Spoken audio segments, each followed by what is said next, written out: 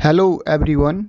यह video solid state chapter का part 4 है। इस वीडियो में हम कुछ नई चीज़ों को समझेंगे, लेकिन इससे पहले हम पार्टिकल को और अच्छे से समझने का प्रयास करेंगे ताकि आगे आने वाले न्यूमेरिकल प्रॉब्लम में आपको कोई दिक्कत ना आए। हम यहाँ पर पार्टिकल की अलग अलग कंडीशन को पढ़ेंगे कि पार्टिकल किसी भी यूनिट सेल में कहाँ कहाँ पर स्थित हो सकता है। इसमें हम पहली कंडीशन को ले रहे हैं, यदि पार्टिकल कॉर्नर पर स्थित हो, कॉर्नर मतलब किनारे पर स्थित हो, तो उस कंडीशन में पार्टिकल का योगदान यूनिट सेल में कितना होगा। देखिए यहाँ पर एक हमें 3D मॉडल दिखाई दे रहा है। इस 3D मॉडल के सेंटर में एक रेड कलर का पार्टिकल दिखाई दे रहा है। इस 3D मॉडल में 8 छोटी छोटी यूनिट सेल जुड़ी हुई हैं। 8 यूनिट सेल जुड़ने से इस 3D मॉडल का निर्माण हुआ है। अगर मैं इसमें से एक यूनिट सेल, जैसे कि यहाँ नीचे वाले डायग्राम में दिखाई दे रहा है, को निकालूं तो वो हमें कुछ इस प्रकार से दिखाई देगा। इस छोटी यूनिट सेल में हमें कुछ रेड कलर का पार्ट दिखाई दे रहा है। ये रेड कलर का पार्ट, इस रेड कलर के पार्ट में हमें उस पार्टिकल का 1/8 पार्ट नज़र आ रहा है। देखिए ऐसा इसलिए होता है कि हमेशा जो पार्टिकल है उस पार्टिकल के चारों तरफ 8 यूनिट सेल होंगी। देखो 4 नीचे वाली यूनिट सेल होगी। अगर इसके ऊपर हम 4 और यूनिट सेल को रख दें ऐसे में,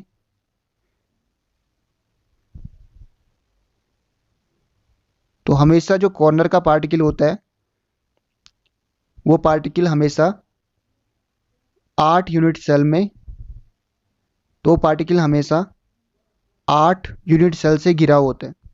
देखो पार्टिकल अगर कॉर्नर पे, इसका मतलब देखो कोई भी कॉर्नर हो, यहाँ पर कॉर्नर हो, ये वाला कॉर्नर, ये वाला कॉर्नर, इसमें कोई भी कॉर्नर हो तो उस पार्टिकल का योगदान हमेशा 1/8 ही होगा, क्योंकि वो पार्टिकल हमेशा 8 यूनिट सेल से घिरा रहता है। हमें ये समझना है। अब देखो 1/8 एक यूनिट सेल का, तो हमारे पास यहाँ पे 8 हैं, तो क्या आ जाएगा 1 फुल पार्टिकल।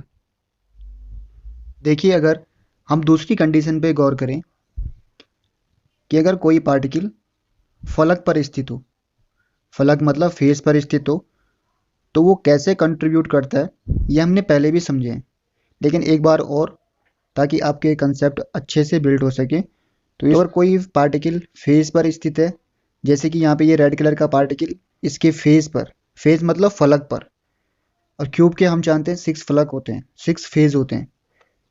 जैसे तुमने डाइस देखे होंगे, डाइस पे 1 2 3 4 5 जो नंबर लिखे रहते हैं वो हमेशा फेस पर ही लिखे रहते हैं। देखिए ये रेड वाला पार्टिकल अपना आधा भाग इस वाले यूनिट सेल में देगा और आधा पार्ट इस वाले यूनिट सेल में देगा। जैसे कि अगर हम इसमें से एक यूनिट सेल को निकालें तो इसमें क्या आ जाएगा, इस पार्टिकल का आधा भाग आ जाएगा और आधा भाग किसी और यूनिट सेल में चले जाएगा। तो हमें यह समझना है कि अगर कोई पार्टिकल फेस पर स्थित है तो वो हमेशा 1/2 का ही कंट्रीब्यूशन करता है, तो हमेशा 1/2 का ही योगदान करेगा अगर कोई पार्टिकल फेस पर स्थित है। अब हम तीसरी कंडीशन की बात करेंगे। तीसरी कंडीशन में क्या होता है कि यदि पार्टिकल बॉडी के सेंटर में स्थित हो। अब ये बॉडी का सेंटर क्या हुआ, इस बात पे थोड़ा गौर करो कि एक सेंटर होता है जिसको हमने अभी थोड़ी देर पहले पढ़ा था, फलक। ये होते हैं फलक वाले, जिसमें पार्टिकल यहाँ पर स्थित हो, इस सेंटर पे। ये भी सेंटर है, लेकिन इस फलक का सेंटर है ये। जब हम बॉडी सेंटर की बात करते हैं तो देखो, जैसे हम डब्बे के अंदर फुटबॉल रखी हो ऐसा प्रतीत हो रहा है, या फिर हम कह सकते हैं इस यूनिट सेल के अंदर कोई पार्टिकल रखा है। तो वैसे ही देखो, यहाँ पर ये बॉडी के अंदर है, पूरा का पूरा पार्टिकल उसी बॉक्स के अंदर है। जबकि हमने यहाँ पे देखा था, यहाँ पे ऐसी कंडीशन नहीं थी। यहाँ पे आधा पार्टिकल इसके इधर और आधा पार्टिकल इसके इधर था। यदि कोई पार्टिकल किसी यूनिट सेल में इस प्रकार से हो तो उस पार्टिकल का योगदान उस यूनिट सेल में 1 होगा। देखिए, अभी हमने 3 प्रकार की कंडीशन को समझा। क्या इसके अलावा भी कंडीशन हो सकती है?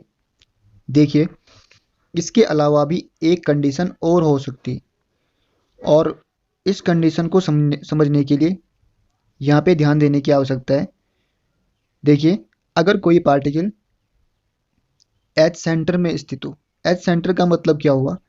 देखिए, किसी लाइन के सेंटर में, ये समझो कि कोई पार्टिकल यहाँ पे मैं येलो कलर से ड्रॉ कर रहा हूँ, ये पार्टिकल यहाँ पर स्थित है, और इस पार्टिकल का कुछ भाग इस वाले क्यूब में स्थित है, और उस पार्टिकल का कुछ भाग इस वाले क्यूब में स्थित है, और कुछ पार्ट इसमें स्थित है।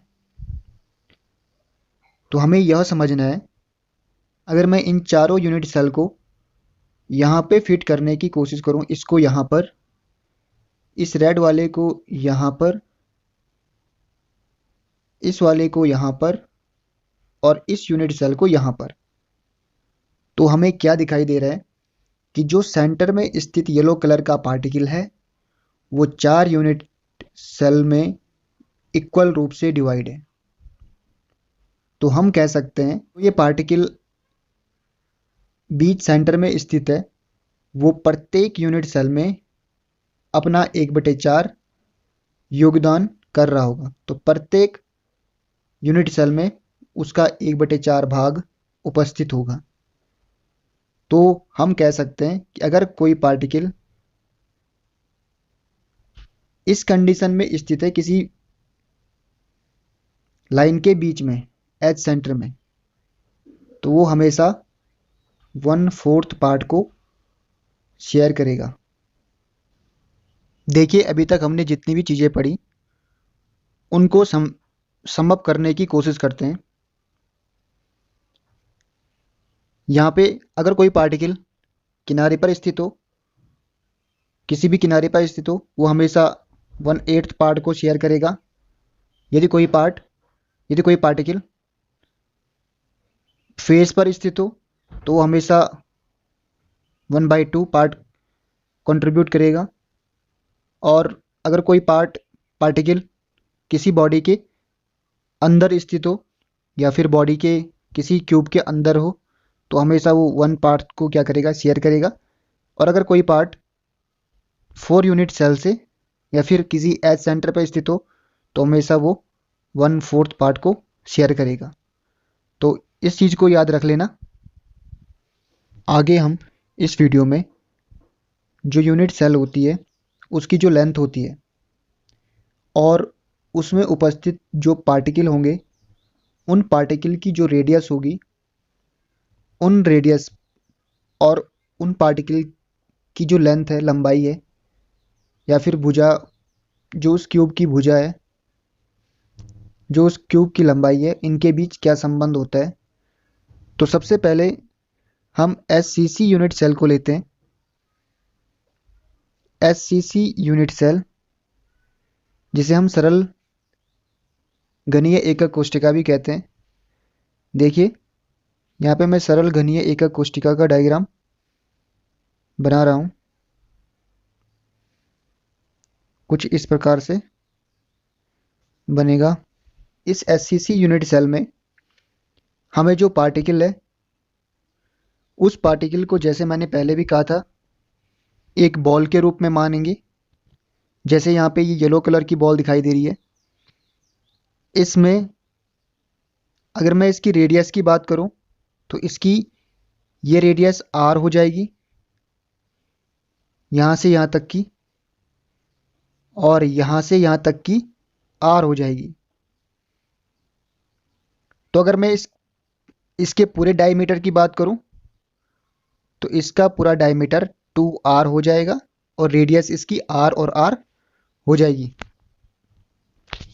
अगर कोई ऐसा ही पार्टिकल इस क्यूब के कोने पर स्थित है, जैसे कि मैं यहाँ पे इसको बना रहा हूँ, कोई पार्टिकल इस प्रकार से है, कोई दूसरा पार्टिकल यहाँ पर इस प्रकार से है, तो उसका जो सेंटर होगा यहाँ पर और इस वाले का सेंटर होगा यहाँ पर। ऐसे ही इसके दूसरे नीचे कोने पर भी कोई और पार्टिकल होंगे, उसका सेंटर यहाँ पर, और यहाँ पर भी कोई दूसरा पार्टिकल होगा इस प्रकार से और इसका सेंटर होगा यहाँ पर।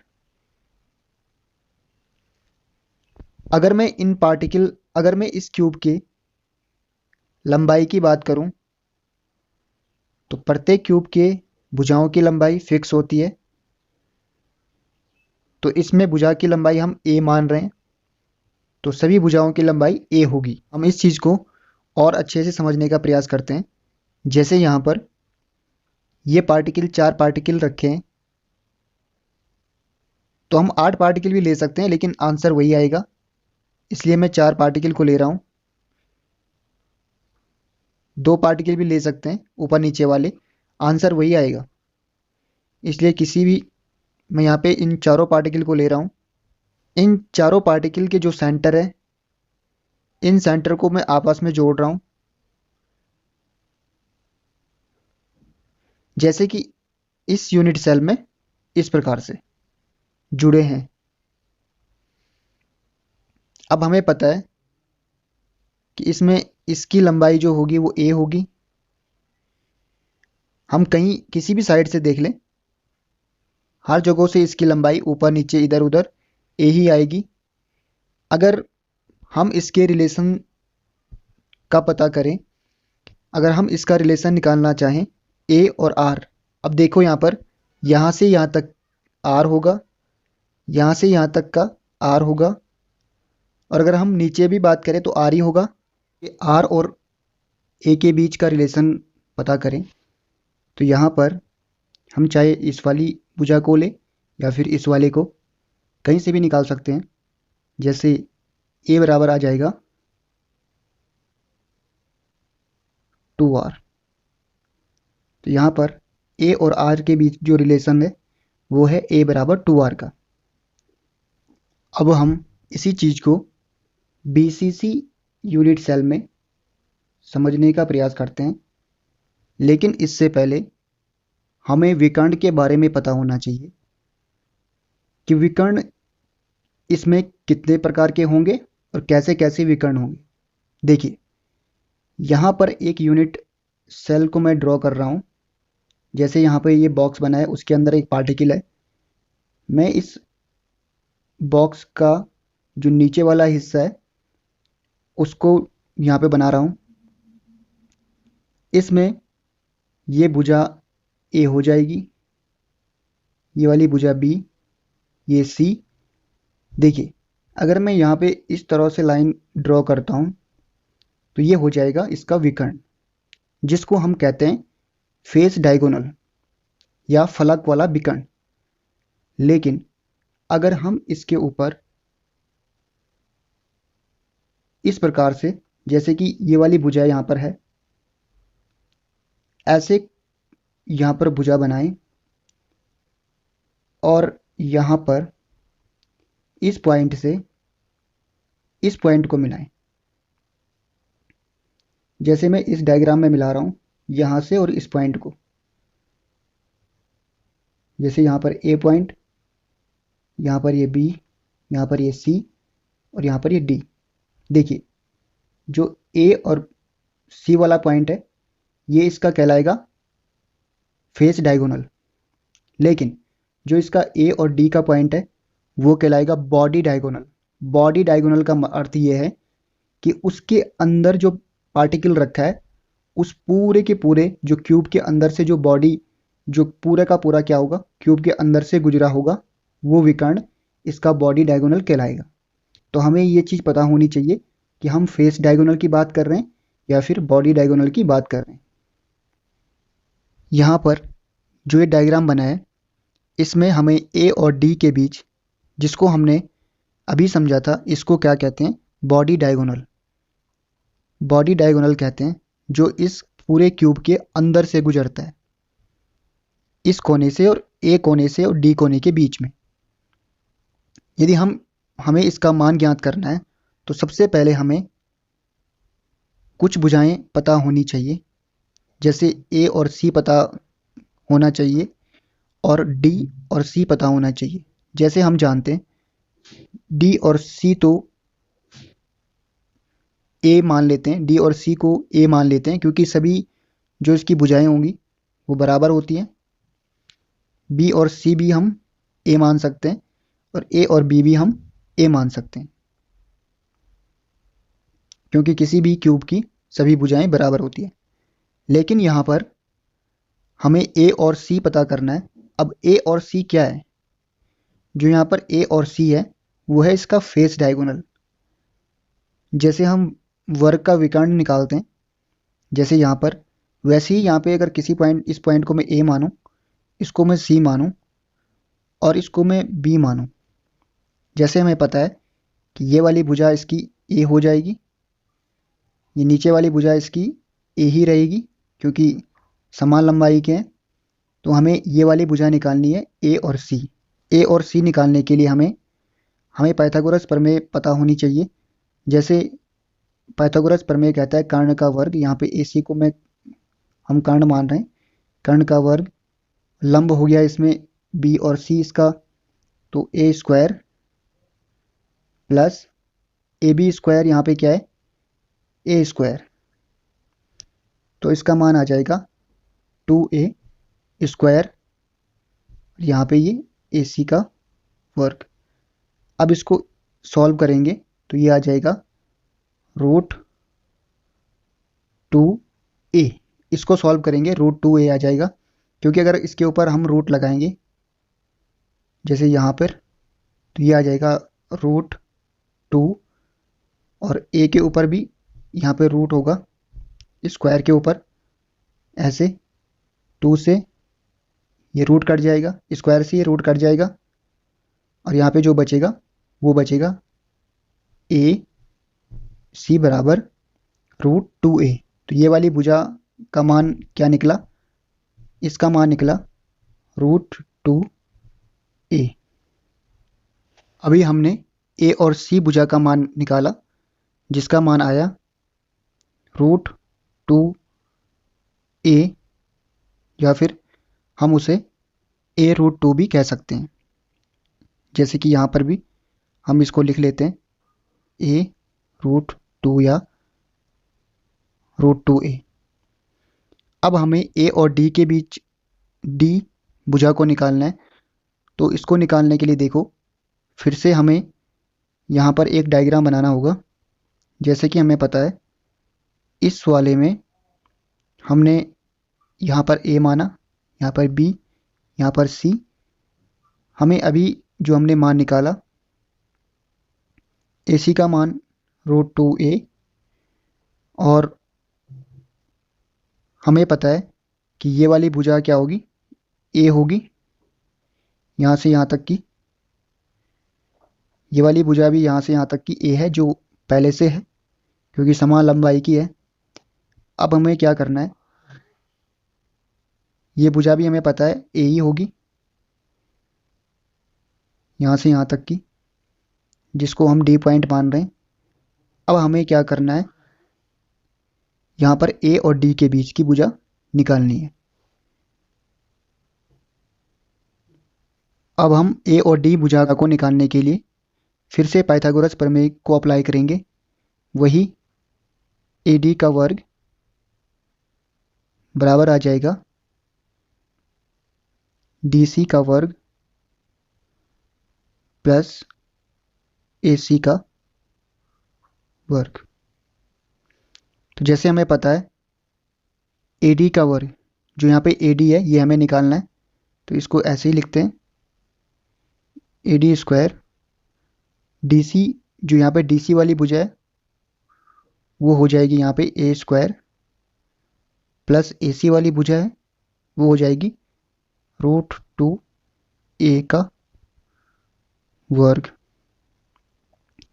इसको हम आगे सॉल्व करेंगे तो ये आ जाएगा ए सी का वर्ग बराबर, ये यहाँ से इससे ये कैंसिल हो जाएगा,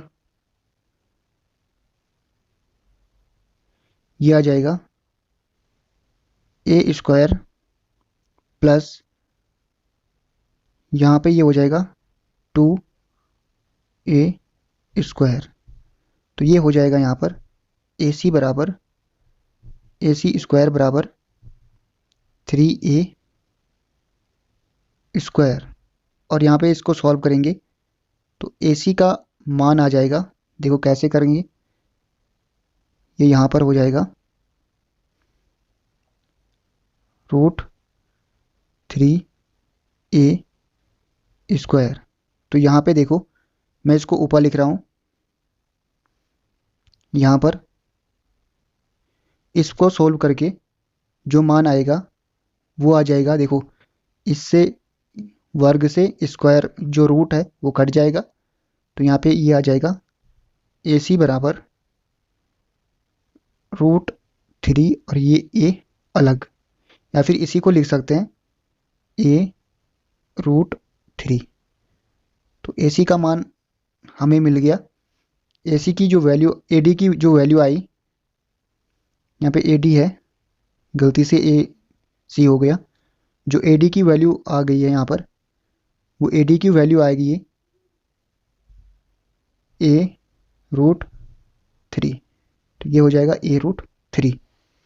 अभी हमने इसकी ए डी भुजा को निकाला जिसका मान आया a√3 और ए सी भुजा को निकाला जिसका मान आया a√2।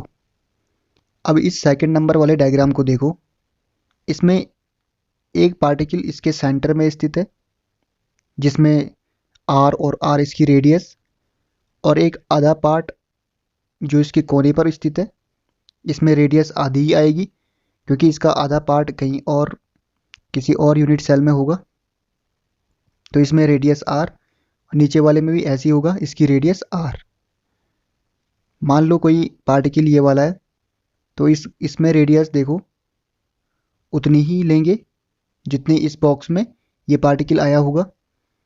जैसे यहाँ पे r, इस वाले भाग को हम काउंट नहीं करेंगे क्योंकि ये वाला भाग किसी और यूनिट सेल में होगा।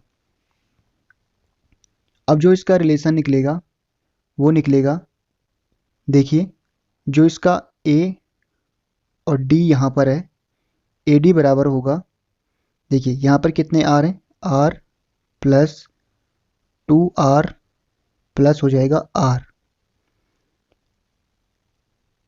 यहाँ पे देखिए अब यहाँ पे ए डी का मान कितना है, ए डी का मान जो हमें पता है पहले से, ए और डी का मान यहाँ पे रखो, a√3 बराबर आ जाएगा 4r। इसको हम आगे सॉल्व करेंगे तो ये आ जाएगा a बराबर 4r अपॉन √3।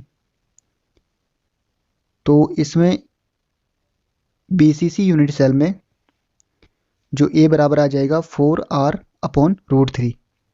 अब हम तीसरे प्रकार की यूनिट सेल जिसे हम FCC कहते हैं, FCC में वही रिलेशन पता करेंगे।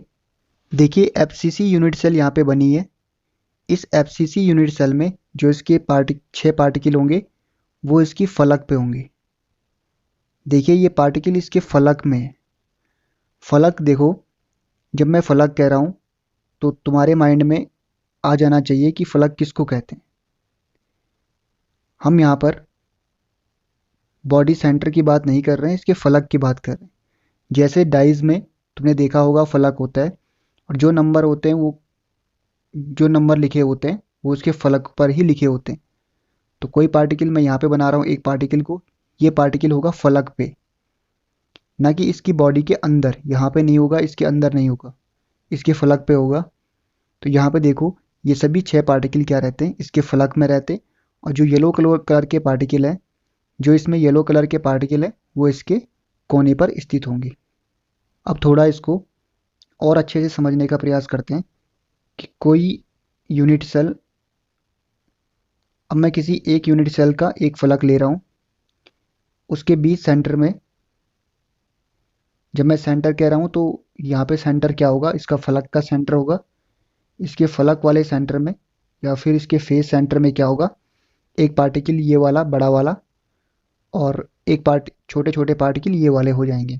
जैसे हमें पहले से पता है, ये वाली भुजा क्या हो जाएगी इसकी ए, यहाँ से यहाँ तक की भुजा ए हो जाएगी, और यहाँ से यहाँ तक की भुजा, ये वाली भुजा क्या होगी, ए। और इसमें हमें क्या करना है, ये वाली भुजा निकालनी है। इसमें सभी भुजाएं बराबर होगी, तो हम कहीं से भी निकाल सकते हैं इसको, यहाँ से भी निकाल सकते हैं। देखिए, अब हम यहाँ पर पाइथागोरस प्रमेय का ही यूज करेंगे। पहले इसको ए मान लेते हैं, इस वाले को बी, इस वाले को सी। तो जैसे हमने ये पहले भी निकाल रखा है, लेकिन एक बार फिर निकालते हैं। तो इसमें आ जाएगा ए सी स्क्वायर बराबर, इसको हम ए स्क्वायर प्लस ए स्क्वायर लिख रहे हैं, ये आ जाएगा 2a स्क्वायर, यहाँ पे आ जाएगा ए सी का वर्ग, और ए सी बराबर आ जाएगा यहाँ पर √2a स्क्वायर, और यहाँ पे सॉल्व करेंगे तो ए सी का मान आ जाएगा a√2। तो यहाँ पर ए सी की वैल्यू क्या आ गई, a√2। अब जो यहाँ पे ए सी बना है, इसको हम लिख सकते हैं यहाँ पर a√2, या 2√a भी लिख सकते हैं इसको। अब हम आगे जो इसकी रेडियस और इसकी जो लेंथ है, इसमें इसको क्या करेंगे, कंपेयर करेंगे। तो इसके लिए देखो, हमारे पास इसमें जो ये बना है, एक बीच में जो पार्टिकल है वो इस प्रकार से, इसके साइड वाला पार्टिकल इस प्रकार से, और इसके साइड वाला पार्टिकल इस प्रकार से। तो अगर हम रेडियस की बात करें और इसको यहाँ से यहाँ मिला लें, जैसे ये पार्टिकल यहाँ पे, जैसे इस वाले डायग्राम में बना है, तो मैं यहाँ पे रेडियस बना रहा हूँ। तो इसमें क्या हो जाएगा, यहाँ पे आर रेडियस, इसमें आर, इसमें आर, और इसमें आर। तो इसमें क्या आ गया, ए सी है तो उसमें कितनी आ गया, तो इसमें ए सी बराबर क्या लिखेंगे, ए सी बराबर लिखेंगे are plus 2r plus are. तो इसमें देखो ए सी बराबर क्या आया, ए सी बराबर आया 4r। अब देखो यहाँ पे ए सी का मान कितना है, यहाँ पे a√2, तो यहाँ पे लिखेंगे a√2 बराबर 4r। तो ये इसको आगे सॉल्व करेंगे, इसको मैं ऊपर सॉल्व कर रहा हूँ यहाँ पर। ये आ जाएगा a बराबर 4r अपॉन आ जाएगा √2। अब देखो इसको आगे सॉल्व करेंगे तो क्या आएगा, a बराबर आ जाएगा 4r अपॉन √2। इस √2 को हटाने के लिए ऊपर नीचे √2 का मल्टीप्लाई करो, तो ये a बराबर आ जाएगा, a बराबर 4r√2 अपॉन क्या आ जाएगा 2, इससे ये कट जाएगा, तो a बराबर आ जाएगा यहाँ पे 2√2, यहाँ पे आ जाएगा r। तो a की वैल्यू आ गई 2√2r।